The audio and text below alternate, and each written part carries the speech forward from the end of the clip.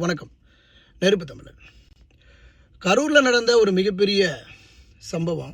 தமிழக வெற்றிக் கழகத்தினுடைய இந்த பிரச்சார கூட்டத்தில் அந்த மொத்த பரப்பளவு சதுர மீட்டர் சதுர அடி அப்படிங்கிறது 1,22,000 சதுர அடி தான் அதில் இருக்குது.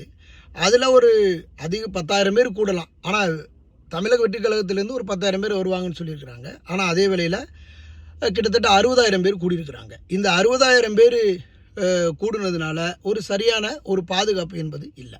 இப்போ 60,000 பேர் கூடும்போது அதற்கு எத்தனை காவல்துறை நிற்கணும்? முதலமைச்சர் மு.க. ஸ்டாலினை வண்டியில் போய்கிட்டு இருக்கிறாருன்னா அதுக்கு எத்தனை வாகனங்கள் பின்னாடி போகுது, எவ்வளவு பேர், எத்தனை போலீஸ்காரவங்க தொங்கிக்கிட்டு போகிறாங்க, எத்தனை போலீஸ்காரவங்க தெருவில் நிற்கிறாங்க, எத்தனை பெண்கள் வரைக்கும் பாதுகாப்புக்கு நிற்கிறாங்க, பொம்பளை போலீஸுங்க.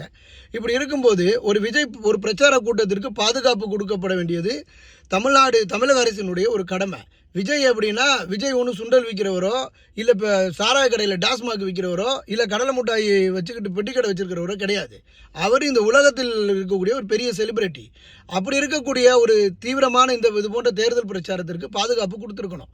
அப்போ வெறும் 1,22,000 சதுர அடி இருக்கக்கூடிய இடத்துல 60,000 பேர் மேலே கூடியிருக்கிறாங்க. அதனால ஒரு அசம்பாவிதம் நடந்திருக்கு. அந்த இடத்துல இருக்கக்கூடிய மரக்கிளைகள் ஏறி நின்றுருக்குறாங்க.